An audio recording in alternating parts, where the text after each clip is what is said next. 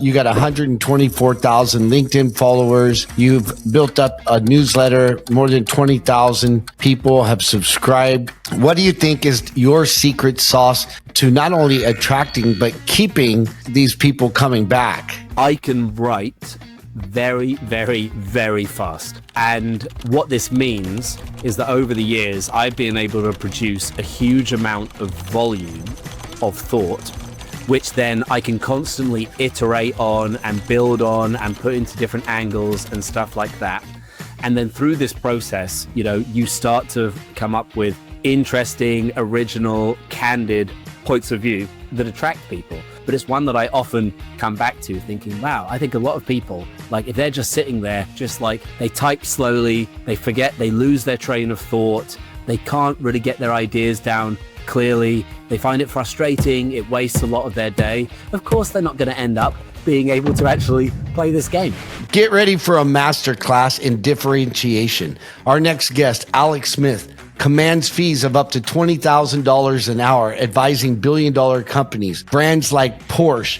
With his brutally simple strategic approach, he's revolutionizing how businesses win. His best-selling book, No Bullshit Strategy, has become the go-to guide for founders worldwide. And he's did a viral TEDx video on why you should love your competitors. Welcome to the show, Alex. Thanks a lot, John. What an intro. You've almost got me believing my own hype. Well, that's what I do. But we don't have to bullshit each other, because you know that there's, in actuality, where there's hype, for the most part, there's bullshit. So tell me about your journey and how now you can command those kinds of fees. But most importantly, what's valuable is the difference you're making in companies with your strategies. And you also talk about, a lot of the time, it's not about the strategy, right? And it's not about hype, and it's not about bullshit, but it's about being different and making a difference. So how did you get involved in this? And how did you learn about this methodology that's helping companies all over the world? Yeah, well, I mean, my kind of USP and the new thing, I suppose, that I brought to the strategy industry was actually a supreme level of ignorance and naivety, because this is a field, obviously, that has been around for a long time. There's lots of good literature about it. There are lots of good thinkers, good books. You've got your Michael Porters of the world, Blue Ocean Strategy, all of that classical kind of Harvard Business Review type strategy stuff. And me, I didn't know anything about any of that. Hadn't studied any of it. Hadn't worked for a company that did any of it. Never even read a book. My background was actually in advertising. And while I was there, I kind of realized over time that the job of an advertising agency and companies like that, typically their job is to put lipstick on the pig. A company will come to you and they will say, "Hey, here is our kind of crappy offer." They won't put it that way, but this is obviously the subtext. How can you make this look good? How can you make this undesirable thing become desirable? And that's kind of the game that an advertising company or any sort of marketing agency is trying to play. And over time, I just sort of started to think, wow, we spend so much time trying to make rubbish companies look good. It would be kind of interesting to actually just make the rubbish company not be rubbish in the first place. And every so often, you would get a client come along who the thing that they were offering was just so different and so compelling and so clear that the agency didn't really have to do any clever creative thinking in order to make this thing appealing and to sell this thing. And I was like, wow, that's what we should be doing. We should be making all of our clients be like those clients. Now, little did I realize that there is a whole discipline, the discipline of strategy, that is essentially all about doing this. To me, I just thought that I was discovering some like brilliant new kind of brilliant new insight. So I went out on my own to try and sell this idea. And I was selling it in a very sort of strange, backwards way that I had kind of invented. And I wasn't using the word strategy and whatnot. But over time, what I came to discover is that I had kind of accidentally reverse engineered a lot of the stuff that you would find in classical business strategy, because nobody invents these things, right? That this stuff, you can only observe it. We can all look at a successful business or a set of successful businesses and explain why what they're doing works. Well, if you can just observe successful companies and explain why they are successful, you are explaining strategy, because the dynamics, they're consistent, they're always the same.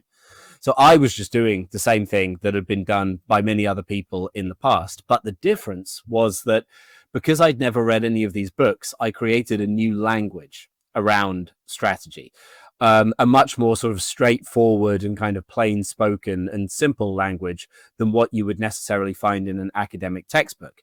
And over time, I discovered that this made this field accessible to a lot of people who, for whatever reason, hadn't really kind of got on board with the classical ways of talking about strategy.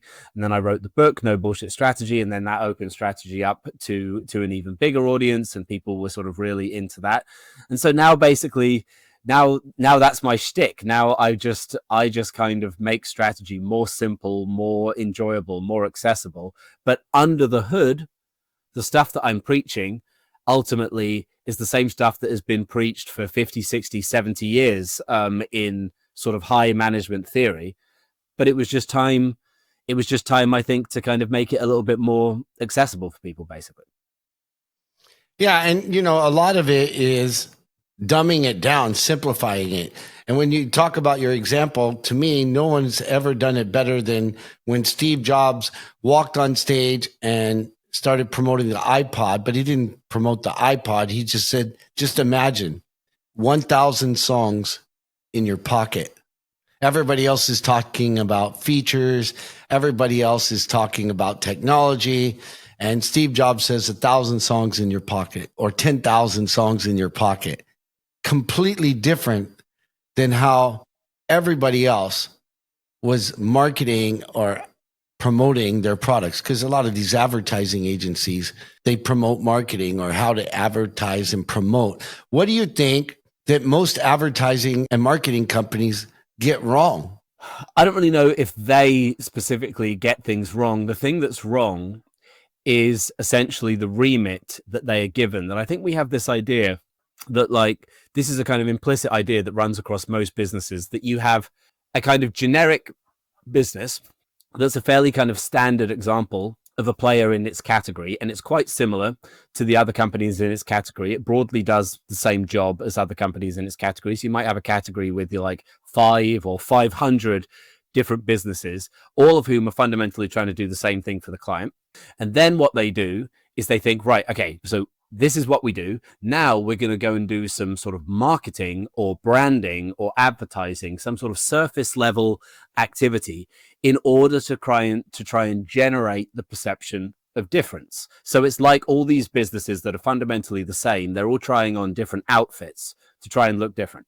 And that is what that entire industry traditionally has basically been built on. Now, this is somewhat effective. It was a lot more effective in the past, because in the past, without the internet, obviously people's the customer was much more limited in terms of what they could find out about companies. So normally the ad that they see is the only thing that they're ever going to hear about that company. And so these bits of media, they were much, much more powerful. Of course, now this isn't really the case with the internet.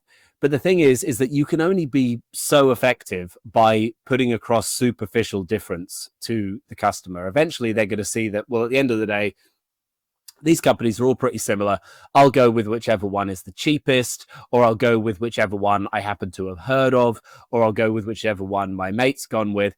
And ultimately, that's what destroys the profits of these businesses. If you are in a competitive situation where customers are having to choose between you and a bunch of other options, then ultimately the only way that you can win that battle is fundamentally by spending loads of money and hammering your margins. And so obviously that's what a lot of businesses do. They spend a lot of money, they hammer their margins to try and win customers in various ways.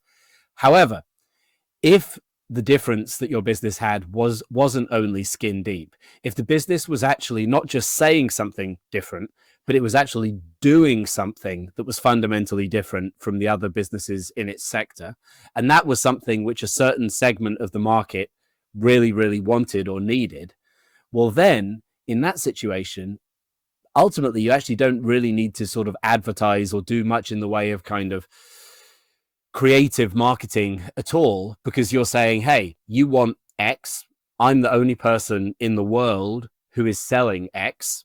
So therefore, the sale is a fait accompli. And not only is the sale a fait accompli, but you can obviously then charge a lot more for that thing. So the strategic game that every single company out there is playing, whether they're aware of it or not, and unfortunately most companies are actually just simply not aware of it, is simply trying to figure out how can we offer something that people want, number one, obviously, but number two, they can only get from us. Because if you manage to achieve that, if you manage to sell something that people want and you're the only person selling it, frankly, everything else that your business does, you could do on a 5 out of 10 level. You could actually run a pretty crap business, to be honest, but people are still going to give you money. Like if you were selling bottles of water in the desert to people who are dying of thirst, would it really matter? Do you need to be a good salesman? No. Do you need to have good branding? No. Do you need to have a good culture? No, because people are still going to give you money, right? So this is the dream. This is what the whole game of strategy is about. How close can we get to that ideally leveraged business that makes money effortlessly? Now, of course, getting to the water in the desert level is almost impossible, but we can all get a certain degree of the way there. And the further we get there, the better a business we have. What is the medium that you would use, or what are some of the different mediums, whether it's social media, advertising, promoting? What are some of the strategies that you use that are different than other marketing agencies and other advertising agencies? Do you mean for myself? For yourself and or for when you're positioning a company like Porsche or a lot of the different clients you work with? When you're doing the work with the business, let's say Porsche or someone like that, it's not about the marketing or advertising mediums at all. That's very, very far down the chain. The way to think about it is that, like, very simple idea, which I call the strategic hierarchy, which pretty much maps out everything that a business does. So at the top of the pyramid, so to speak, you have the question of what is the unique value that this business is bringing to the market, right? That is the job of the business. So every business needs to know the unique value that we're bringing to the market, which is the thing that we are paying, that people are paying us for, is X. It's whatever. There has to be something there. There has to be that thing that you offer that people want, that people can't get from anywhere else but you. And that is the whole job of the business. The business's only reason to exist, is to generate that form of value, whatever it is. So the first thing you have to do, you have to answer that question, which again, you could pin down 99% of business owners and ask them, oh, what's that for you? And they couldn't answer it, or they would give you an answer which either is not necessarily very valuable or it isn't unique, right? The number of people who can answer that question well, I mean, it's fractional. It's under 1% in my experience, which again explains all sorts of then the pressures that they have running the business. But let's say you've answered that, then you have to actually go out there and execute it. And at the end of the day, there are only really two elements to execution. There is, how do you deliver that value? So like, what does the business actually do in order to make the customer get that value? So what does the product look like? How does it distribute it? The actual operational nuts and bolts that make the value happen. So that's the doing side of the equation. And then the other side of the equation is, what does the business say in order to make this clear to people? So that would, of course, include like your marketing, your advertising, your sales scripts, your pitch decks, whatever it's going to be for the business. So the doing bit is about delivering that value. The saying bit is about communicating that value in a way that everybody is going to understand. And when you've got these three things working in harmony, we know what value we're here to deliver. We know physically what the actual structural innovations in our company are that actually make that value happen. And then we know exactly how we communicate it. boom, boom, boom, that business is going to be sort of unstoppable. So you might say that, like, with the projects that I do, filling in those gaps is that is basically the name of the game of the project. And then, of course, when you get lower down into more tactical detail about, for sake of argument, marketing channels and stuff like that, that would obviously be very, very case dependent on what the business is or what the strategy is, etc. There's no rule there. By the time, like, strategy is actually a very, very generic field. Like, good strategy looks the same for every business on the planet, whether or not it's Halliburton or a kid selling friendship bracelets from their bedroom. Good strategy is actually the same. But when you get down to tactics and execution, that is incredibly varied, and that's very, very context specific. So a lot of companies would start out by saying, what's your elevator pitch, or what's your unique selling proposition, right? Or your value proposition, or what's your wow factor, right? And I'm sure you've heard of a lot of this different academic speak as well, but you've simplified it into what is your unique value. So, like, for us at the Sales Machine, it's our unique value is we help you increase sales, drive performance, and reduce your costs. That's what we do. But then how do we do it? And that's basically the methodology. So how do we do it? We automate, we eliminate, and innovate. We automate all of the process of a salesperson, essentially, so that they're not doing administration work. We eliminate data entry. We eliminate taking notes because we have it with AI. And then we innovate by giving them a total system that works with sales, marketing, and customer success all together. So no one from the entire customer journey or from our outreach journey is having to repeat task. Is this making sense to you? It is. It is definitely much more coherent than what most people have. That being said, I would also challenge you to say that, and this is where things start to get, I lay it out so it all sounds very simple, but of course, if it was that easy, then everyone would be doing it, and they aren't. So this is then when we start to get into the real wrinkles. So in terms of, like, to use your example as one, in terms of the value that you offer, this is all stuff that obviously the customer would want.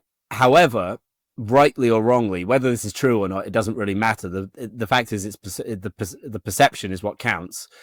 There are lots of other people out there in the marketplace who would claim, oh, we can do that for you too. We can do that for you too. We can do that for you too. And then you get into basically a fight between you and those other people in the marketplace, where you're saying, well, yeah, but we can really do it, or we can do it better, et cetera, because these are very roundly desirable things, which, because they're roundly desirable, there is going to be an awful lot of competition in the marketplace offering them. Now, the challenge then comes in any given marketplace. We can say that there are normally some kind of generic value offerings which are just necessary for that marketplace to function. So sports cars, they all need to be fast, let's say, for sake of argument. Laundry detergent, it needs to get your whites white. Like, these are all non-negotiables in these categories. So there are exceptions, but within reason. It would be quite weird if you had a laundry detergent that didn't actually get your clothes clean. So what we have to do basically in these situations is we have to recognize, okay, it's very important that we deliver on what the customer is looking for in this category. We're a laundry detergent. It has to get the clothes clean. But we're also, even if we do that better than anyone else, we're just going to have to accept that is table stakes, because otherwise we're going to get in this big squabble and fight over who's getting the clothes the cleanest. So what we're going to have to do here is we're going to have to, in addition to that, we have to bring some new thing into this category, which we know that the competitors in the category are not going to talk about. So, I mean, this is a stupid example because obviously lots of laundry detergents do talk about this, but I'm just going to use it, pretend as an example. When you, let's say, bring in the topic of fragrance into the category, if that once upon a time, there was a brand that got huge strategic leverage in laundry detergent because they were the first ones to bring, boom, fragrance and make their whole business about fragrance. Then they're saying, yes, we do all of that stuff you expect a laundry detergent to do, but check this out.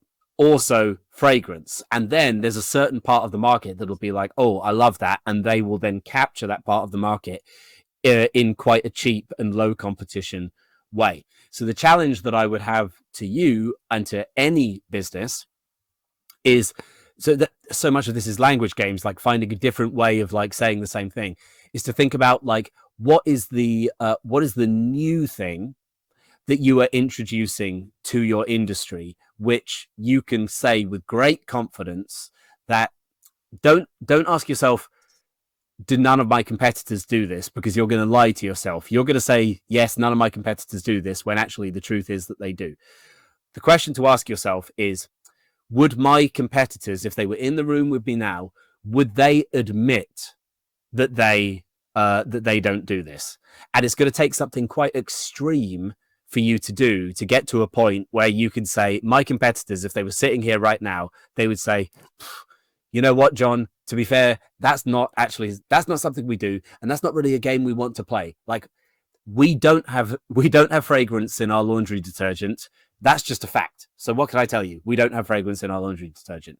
This is the gold standard that we're trying to get over. And it's very, very difficult to achieve that, but that's part of the fun of the game. Yeah, I love the game. So it's still a unique value proposition. It's still the methodology of how you're going to deliver. And then finally, you've got to have the right messaging. And I would say, you start with the messaging of your value proposition up front, and going to the market. Wouldn't it be the same messaging, or have you found it to be different as well? It's very good point. Okay, so it's not the same thing, to answer your question, the short answer, but let me unpack this a bit, because this is a place where people really, really screw up. Firstly, like you said, the value proposition you start with at the front, and that is true. That is what you should do. But actually, no, this is where all these terms become confusing and everything gets into a mess. There is this term, unique value proposition, which obviously sounds very similar to what I was talking about with unique value before, but there actually is a difference. At least there's a difference in the way people use it, because if you think of business as being like a sort of a chain of activities where first we create the business and we decide what we're going to do, then we build the product, then we do the branding, blah, blah, blah, blah. Like unique, the value proposition for the way most businesses do it is they do it at the end of their chain. So they build the thing, and then they think, I wonder what the unique value proposition of this thing should be. And they then they look at their business and they try to tease out what is special about this business. Now, maybe they find something good, maybe they don't. But just logically, it's actually quite stupid to actually build something and then try and figure out what makes it different and what's interesting about it.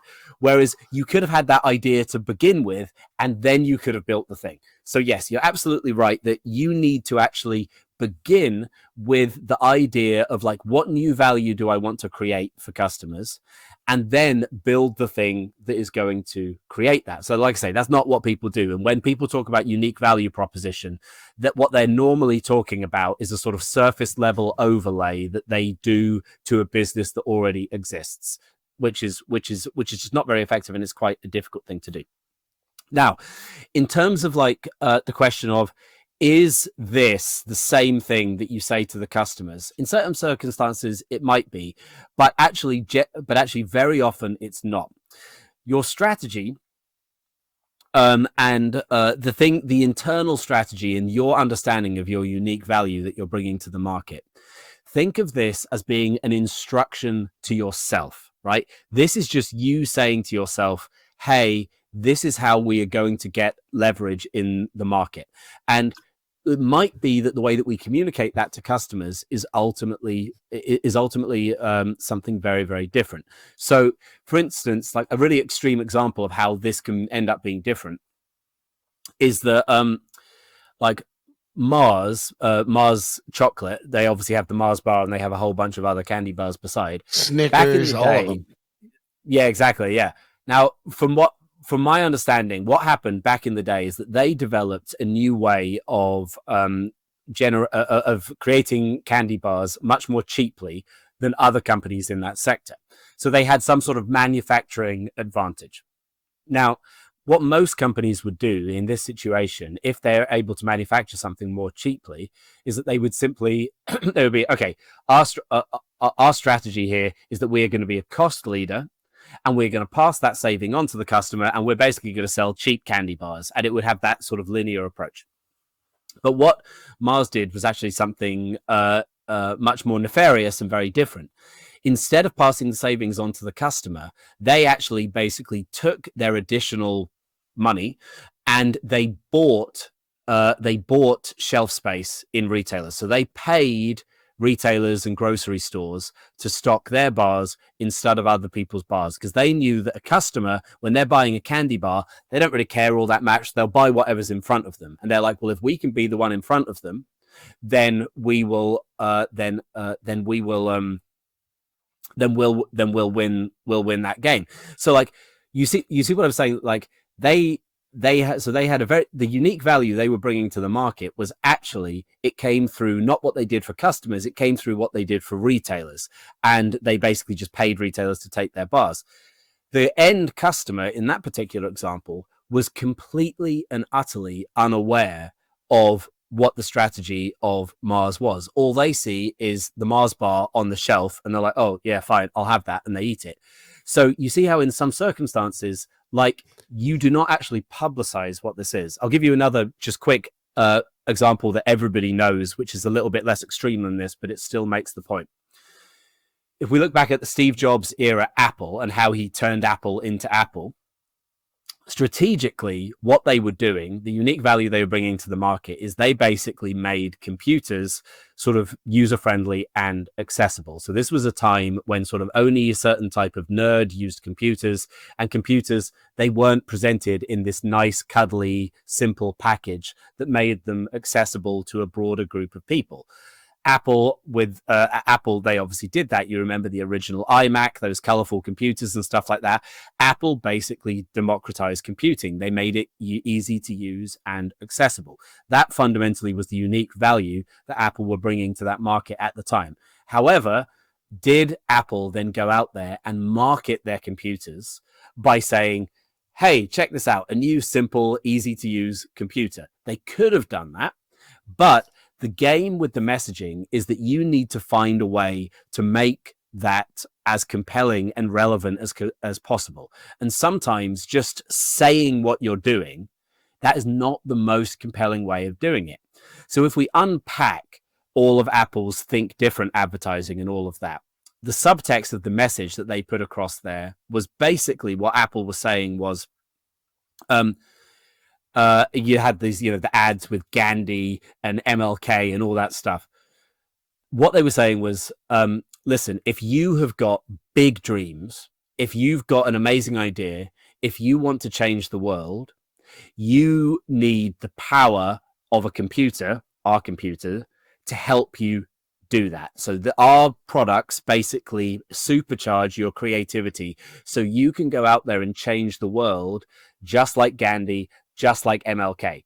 Now, this messaging strategy that they had, it came out of their simple computers approach, but it was a much, much more exciting and much more evocative and much more moving way of selling that idea than saying, hey guys, check out this really easy to use and simple computer. So do you see what I mean about how, like, even if you have this very clear value offering like Apple had, there's still a job to be done to think about how can we spin this so that it really lands with people. And yeah, most of the time you don't want to just play it with a completely straight bat. Thinking strategically and tactically and being able to implement at the same time, but in very different ways than what the competition is doing. Tell me about a couple case studies that what was the probably the toughest client you've worked with as far as it being challenging for implementing this 3-step strategy? What was the results you got from it? Well, yeah, it's quite hard to talk. And you might have fired that client, right, for not implementing. Yeah. So look, so I'm not going to name any names because any projects that are challenging, generally speaking, they're challenging because the chief exec or the founder dropped the ball. I mean, for the first, and it isn't even just one project, it's actually quite a lot of projects, I'll admit, because when I first started doing this, I basically thought my job here is I'll come in, I'll tell the company what their strategy should be. I'll say, here's the unique value that you should own in the market. Here's the way that you should execute that. Now off you go and just do it. And what I found is that, like, in every single case, no one would ever reject the strategy, right? The client would always be like, amazing, yes, this is what we're going to do. Thanks, Alex. See you later. I'm happy. They're happy. Job done. But then I step away, and I would say that 70% of projects, basically then after I went away, nothing really happened. You know, they got distracted by the day-to-day, or they maybe executed a little bit, but they didn't do it in a bold and aggressive enough way. And maybe the client still thought that the project was successful because they'd kind of, gotten more clarity in their own head or whatever. But from my perspective, most projects were not successful because there's obviously a world of difference between saying, hey, here's what you should do, and then it actually happening. So over time, then obviously I sort of started to see that, well, the bulk of the work here isn't actually in the strategy creation part of the process. The bulk of the work is in thinking about how you can actually embed it and actually get people to execute on it. And this is where, like, a big part of my this is where a lot of my offer has kind of evolved to, where I've almost gotten to the point, and I'm slightly overstating this, but not as much as you would think. I've almost gotten to the point now where it's almost like the idea, the strategic idea that you have, as long as it's like, interesting and unique, etc., it doesn't really matter what the substance of it and whether it's right or wrong. You don't even know until you execute. You don't know how things are going to go. So you don't really need to sweat too much over whether it's right or wrong. What you need to sweat about is whether it is sufficiently clear and interesting and charismatic enough that it's going to capture the imagination of people in the organization and make them say, oh my God, I love it. We've got to do this. The charisma of a strategy is much, much more important than the intelligence of a strategy, because a smart strategy that doesn't get executed is the same as no strategy, whereas a dumb strategy that people actually start doing shit with, well, the results may be good or they may be bad. At the end of the day, you don't know, but at least you're going to actually be putting something out there into the world and seeing what happens. And, fortune favors the brave and all of that. At least if you're doing stuff, maybe things will go well. So really, like, you have to treat your strategy with the same level of kind of persuasion and propaganda and artistry as you would treat your internal strategy, as you would treat an ad to the customer. If you were making an ad for your customer, you would really be thinking about, how can I make this as clear and exciting, blah, blah, blah, as I possibly can? Because you're thinking the customer doesn't give a shit. We've got to catch their attention. We've got to be very simple, blah, blah, blah. Well, guess what? All of that applies to your team as well. Your team actually don't give a shit. They've also got short attention spans. They've got lives. That it isn't the be all and end all to them, whether or not this business is successful. You've got to treat your team with the same kind of way that you would treat an external customer. This is going to be the main metric over whether or not a strategy succeeds. And like I say, I learned that the hard way, because I have done a lot of strategies in my past that everybody agreed on, and then frankly, if you go and look at that business now, it's not going to look any different than it did before I was involved, to be perfect.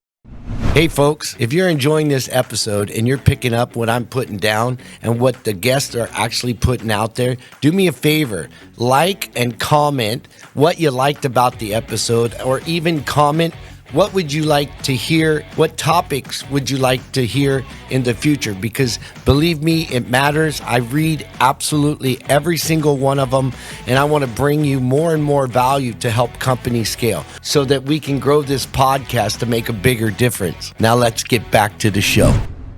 Wow, that's so enlightening because I've even seen it. So in the B2B sales space, there's so many different stakeholders involved when you're selling B2B, whether you're dealing with the IT, you're dealing with the sales leader, the VP of sales, the CFO, the CEO. There's so many different individuals that you have to get buy-in from. And I've seen it myself because in the absence of value, everything comes down to what's the cheapest price. In the absence of generating that charismatic approach and like technology that does the work for you, because most technology sucks. Most CRMs suck, and they're very difficult to use. And we've gotten thrown into that box, and I've went in and I've done a lot of presentations, and it's not just about our enthusiasm. It's about them being enthusiastic about it and how we've translated that charisma into this is going to make everybody's life easier. This is going to make everybody's life simple, and it's going to do a lot of the work for you. When we have delivered that message, it's much easier to get buy-in. And that's the emotion of the sale. What you're talking about is if you're not emotionally moving them, they're not buying.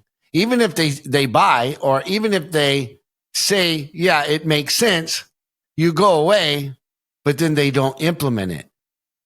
And let me just build on that a little bit more, because I really like the point that you're making. I've taken this even to a whole nother level. This is particularly true in the world of B2B, not just with your internal team, but also with your B2B customers, is that another error that I've made many times, and I've started to move away from, is that you think very naturally, you think like, okay, I'm selling a B2B service to some company, and my client is the company, and what people want in that company is they want the company to succeed. So you say, hey, look, you buy my thing and your sales are going to go up like X%, something like that, whatever.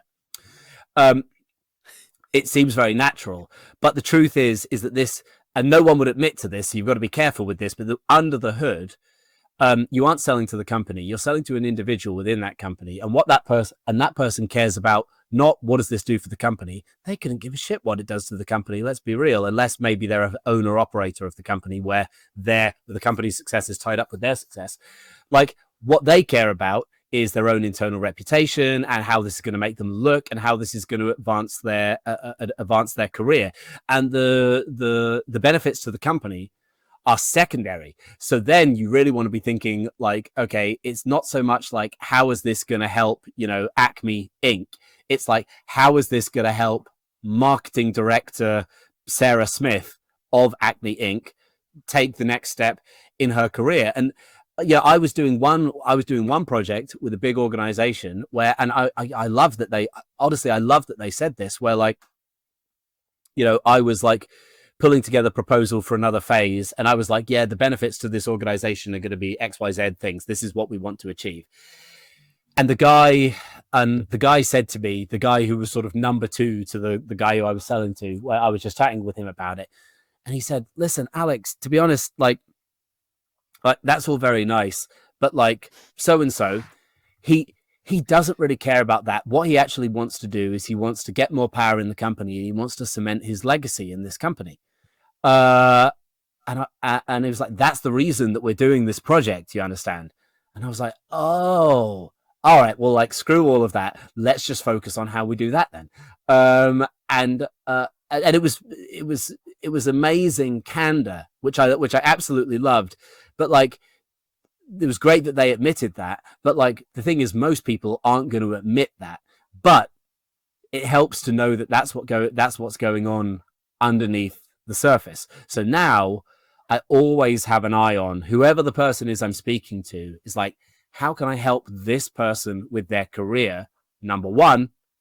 And then number two, by the by, maybe the company will do better, or maybe it won't. Normally, those two things go hand in hand, but not 100%. It's true. I was with an automotive group, and they've got, like, as an example, they do $500 million in sales. They sell. They're a big distributor for Ford Motor Company. They're a big distributor for Mazda, for Rolls Royce, for Vespa scooters. Like, they do $500 million a year. And literally, I was in there and I was doing discovery with their IT, and then it got elevated to their chief technology officer and then their sales leaders. And literally every step of the way, you need to influence and persuade, and you need to start discovery all over again and find out what's in it for them and their roles. And I had the chief technology, not the chief technology officer, but the director under the CTO. And she literally said to me, "This is all phenomenal. So you're saying you can," because it was taking them 15 days to realize their data to present to their CEO for him to make decisions on purchasing and or rolling out promotions and growing the company. And he's the owner as well. And she said, "You can make this real time?" I'm like, "Yeah, I can make it real time. Not only will I save you millions, because you can eliminate the encoders. We can make it automatic." She goes, "You're going to get me fired." I'm going to be fired because then they won't need me anymore. And I'm like, "No, I'm sure that they're going to find you a different role." And she started laughing hysterically. And her name was Cookie. And I'm like, "Cookie," well, that was her nickname, right? I'm like, "Cookie, don't you think that if you save this company millions, you're going to get promoted?" And she started laughing more. She goes, "Well, possibly." I said, "But a lot of what you're doing can be automated. It's just outdated. And we can literally help. Not just will you win, and not only will you get promoted, but we'll save your company millions." And she goes, "All right, we'll talk later." Anyway, long story short, she resigned. She goes, "I've already given my resignation, but you guys are amazing. I wish I would have known about you guys before." And that's a true story. And people buy based on their own emotions and their own situation, and they recommend you. For a lot of the times I've experienced going in and there's competition. There's not just me making the offer or my team making the offer. There's a lot of different competitors. And in actuality, whether it's right or wrong, well, I believe it's wrong. A lot of the times the individuals that are passing your offer along with the competitors to the top are they getting a kickback and or is it a friend or a colleague rather than what's best for the company? So that all goes back to their emotional ties to individuals or their emotional ties to actually making money. And it doesn't matter how much you stand out from the competition. If, Brother Joe or somebody that's been my friend for a long time is making me an offer, I'll present them all, but I'm going to just point out that, Brother Joe is the right one. But in talking about that, it goes back to people buy based on their own, what's in it for them. It doesn't matter what role. And you did this in your TEDx talk about loving your competition. And for most people, that sounds insane, right? So tell us about a story of how you've walked people or your clients through how the competition is actually giving you all of the signs to allow you to be different so that you can be more successful.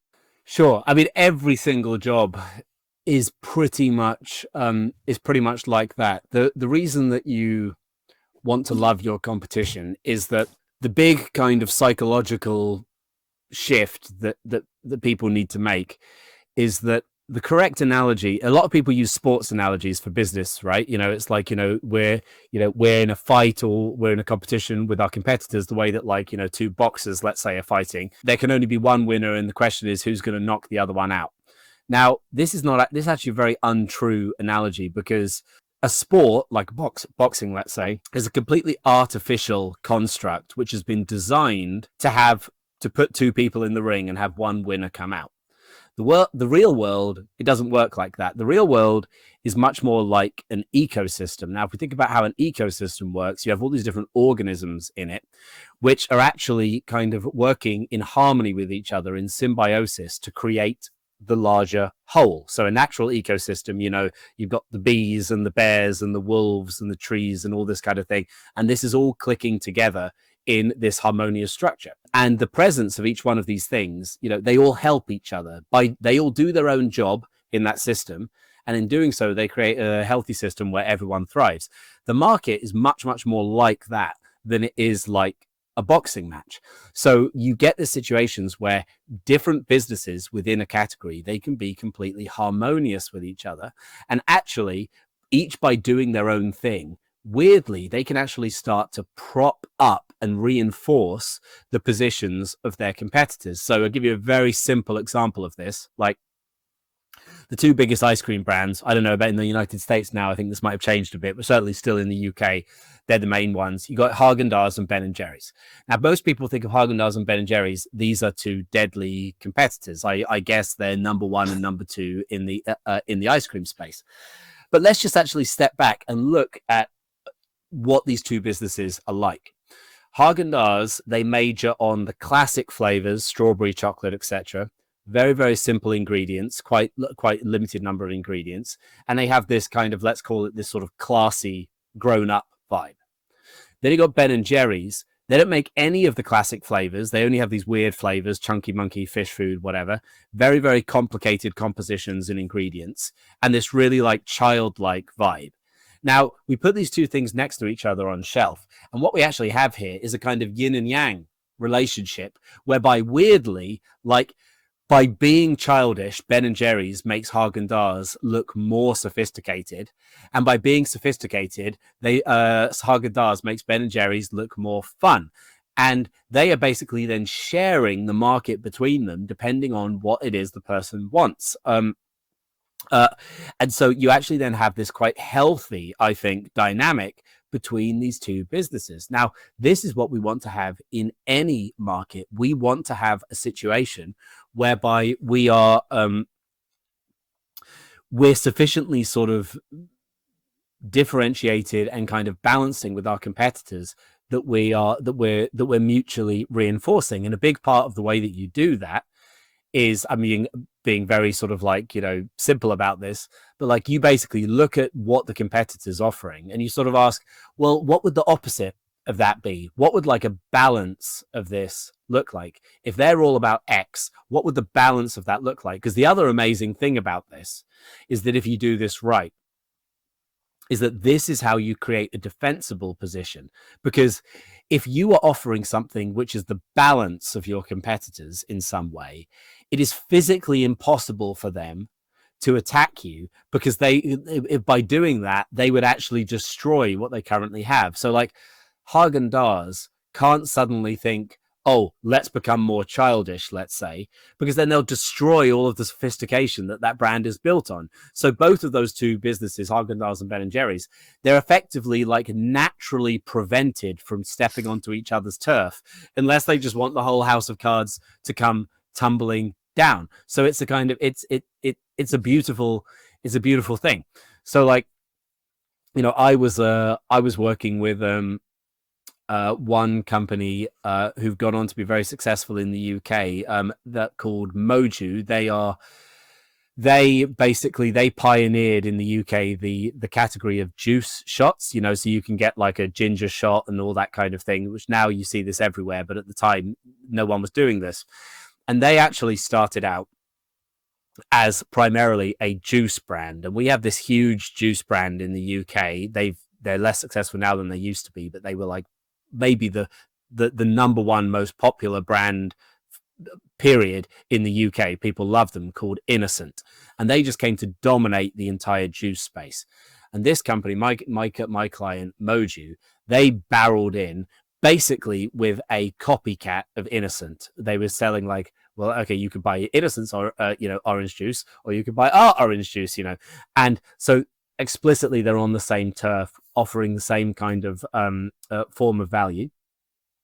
And clearly, Moju were not very successful because you can't like beat Goliath at his own game. But then they had these juice shots, and Innocent weren't making these juice shots. And what we realized with this project was there was a huge category error going on here because juice shots are made of juice. In the minds of my client, they were a form of juice, so they belonged in the same category as all the other juices in Innocent and stuff like that. Even though when you step back and think about it, well, look, a normal juice is like 250 ml, and it's a drink, and you have it as a drink. But a juice shot is like this tiny little thing that you're not going to have that as a drink. So you're not going to stand at the shelf and you're not going to say, shall I have this orange juice, this 250 ml orange juice, or shall I have this shot? They're both made of juice, but they're completely different. The juice shot is actually much, much closer to a form of medication. People are having it, when they're feeling hungover or when they've got a cold, stuff like that. It doesn't belong in the world of juice at all. This belongs in the world of kind of like recovery medications. Yeah, exactly. These brands, like, I don't know if they have them elsewhere, but like Barocca and stuff like that, vitamin C pills and all these sorts of things.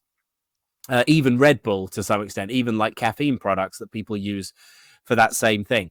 So basically, we just had to remove Moju completely from this juice space that was a complete red herring where they didn't belong at all, and actually put them into this recovery space where basically they could offer the most natural and fresh form of recovery products. Because all those other recovery products, right, they all already did the same job that Moju did, but they were doing it with products that were a lot less natural and, of course, which weren't fresh. So that was the new value that Moju could bring to that space. So do you see how we have this balance of the market here, where on the one hand, you've got your sort of like your recovery pills and sachets. On the other hand, you've got fresh juice. And then on the other hand, you've got Moju that sort of sits in this sort of like liminal space between them. And all of this stuff is being very naturally shared between these businesses. And you're starting to create something that looks like a symbiotic ecosystem of players in the market that are all sort of naturally reinforcing each other and flowing from one to another. So that's the very, very sophisticated, like elite level of the game, when you're actually kind of taking this helicopter view of not only your category, but all the adjacent categories around it. And you're sort of moving things around like pieces on a board, being like, okay, well, this is going to be here and it's going to do that job. And then that is going to let this thing do its job. And then in an ideal world that we will never reach, but in principle, you step back and you're like, wow, everybody is doing a job. They're doing an important job. They're not treading on each other's toes. They've all got their own customer base, which comes to them very naturally and very profitably. And the whole system just works, right? That is the dream. And you'll never get there because obviously people love to compete and everyone is going to keep on competing with each other because that's just the human nature. But if you can step out of that, headspace and play that bigger game, then that's ultimately where you start to become a really dominant player. I don't know if you know Mark Lindstrom, right? Who helped build Lego. I mean, obviously I know about Lego. I don't know about him personally. They just did things differently. But even yourself, right? How have you differentiated? What strategies did you use besides your own strategy to differentiate yourself from people that are doing branding and marketing? It was very simple in a way. I mean, there are like, so firstly, one thing, because I came from the sort of the marketing and advertising world, I naturally am sort of more interested in presentation and style and the superficialities than people who are in the pure play business strategy world. So a lot of the focus that I put on like the sex appeal of your strategy, so to speak, in addition to the substance of it. Like, that is one form of differentiation. So I'm rooted in the strategy consulting space, but one massive form of differentiation I have in that space is this. The other form of differentiation I have is in the simplicity of the way that I talk about things. And one of the reasons that this is defensible is that most people who are in the strategy space, and your sort of BCGs and McKinsey and all that kind of thing, they're very, very committed for various reasons to like rigor and substance, doing loads and loads of research, having loads of data, loads of analysis, blah, blah, blah, blah. They want their projects to be big and complex. That is obviously partially how they give value to their clients, but then that's also how they earn their fees, etc., etc. Now, I am, by the standards of the world of strategy, I am incredibly unrigorous. Like, rigor is like a value that just doesn't exist in my brand, so to speak. And you could look at that, and you could rightly, if you're one of those people, you could look at that and you could say, well, I'm doing very kind of like superficial, sort of back of a fag packet kind of forms of strategy. Like, I'm not doing grown up heavyweight strategy, and that may be and that may be true. And there are some people who think, well, I would rather have a 1 year long deep project with BCG than I would like to do the same work with Alex Smith in a much more kind of like sort of loose and kind of like loose and sort of like speculative, creative way. But at the same time, you know, one of the reasons that a lot of strategy projects go nowhere is because they are too rigorous, and because they're too like heavy and unwieldy, and they take too long, and they're too expensive, and they don't just go straight for the insight. So like, there is a place for my more kind of street version of strategy that gets to the point much faster and much more simply. Now, I am not better in any way, shape, or form. I am not better than like McKinsey at strategy. We just, like Häagen-Dazs and the Ben & Jerry's example, let's say we're just doing it in a different way. And a customer, they can pick, do I want to do it that way? Does that vibe with what I need? Or do I want to do it that way? So in the end, I end up in this kind of like part of the strategy market. What I'm trying to sort of own, and more or less kind of like do own, is this more kind of like is this more fun and simple and bold and accessible form of strategy, which, like I say, it is not the right way of doing strategy. It is just a way of doing strategy, which some people will like and some people won't like, and that ultimately is what everyone needs to be doing. So, you know, when I get contacted by, obviously a lot of my clients are people who, you know, even if they wanted to hire McKinsey, they couldn't afford it. If you're like a 30 million turnover business, you're not going to like spaff 4 million on a McKinsey project or something like that. But, you know, sometimes I'll be working with a big corporate who can and do hire these people. And so when they hire me, you've got to ask, well, why are they doing that? Why are they speaking to me when they could equally be speaking to these much more heavyweight players? And what they say, is, you know, everything has just become too convoluted, too simple. We're not really actually doing anything. We just need to we need to just cut through the fluff and actually get to like a really simple, bold statement of, hey, let's just do this. So sometimes those companies, they just want to try a different approach. Amen and amen. Because, you know, a lot of the times disruption works. A lot of the times doing things that are unorthodox going to allow you to achieve things sooner rather than later. You built a community. You ran a business for, you know, your own business for more than 6 years, and you got 124,000 LinkedIn followers. You've built up a newsletter. More than 20,000 people have subscribed.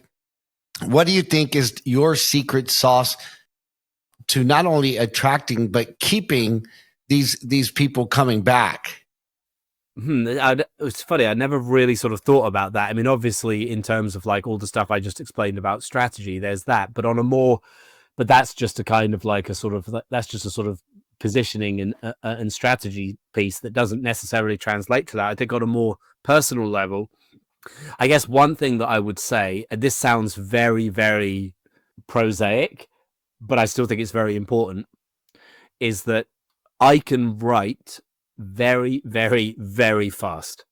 And what this means is that over the years, I've been able to produce a huge amount of volume of thought, which then I can constantly iterate on and build on and put into different angles and stuff like that. And then through this process, you start to come up with interesting, original, candid points of view that attract people. But, obviously part of that is just driven by, are you good at communicating things and do you have good ideas, blah, blah, blah, blah. But a much more basic thing is just being able to churn through the volume.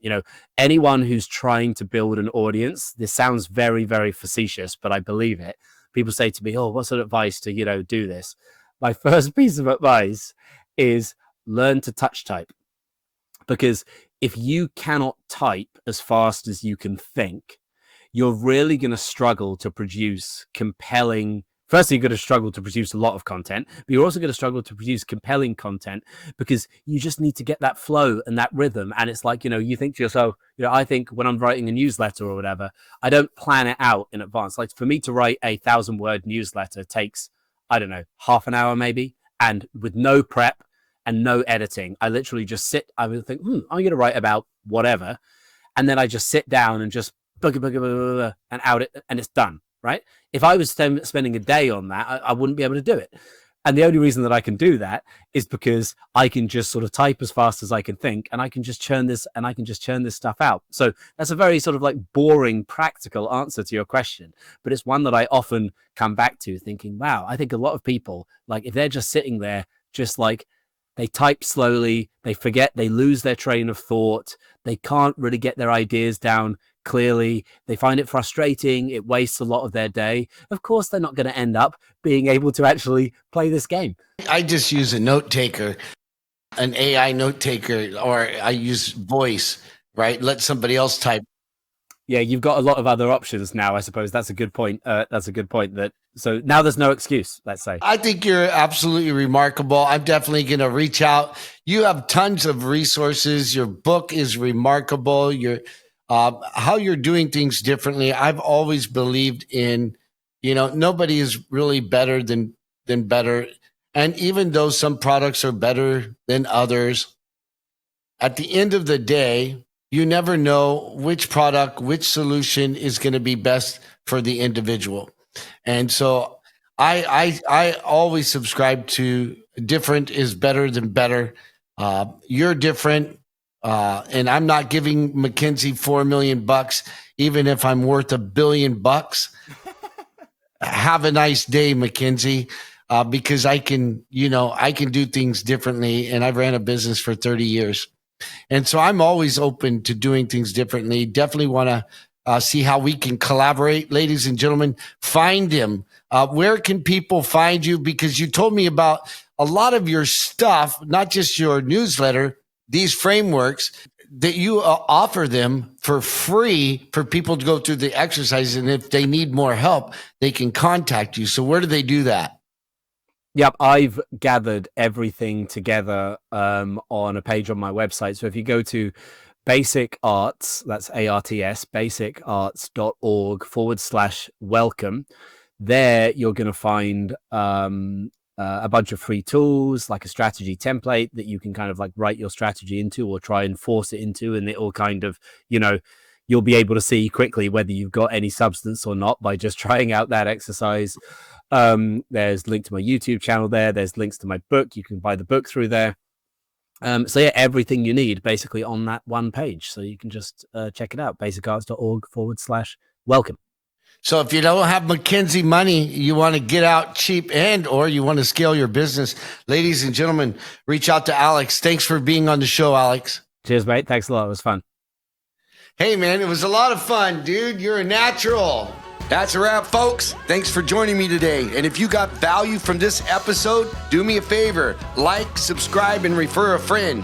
And if you want even more value, go to thesalesmachine.com, click on resources, and there's tons of resources there to increase profits and drive performance in your business. Right on, come on.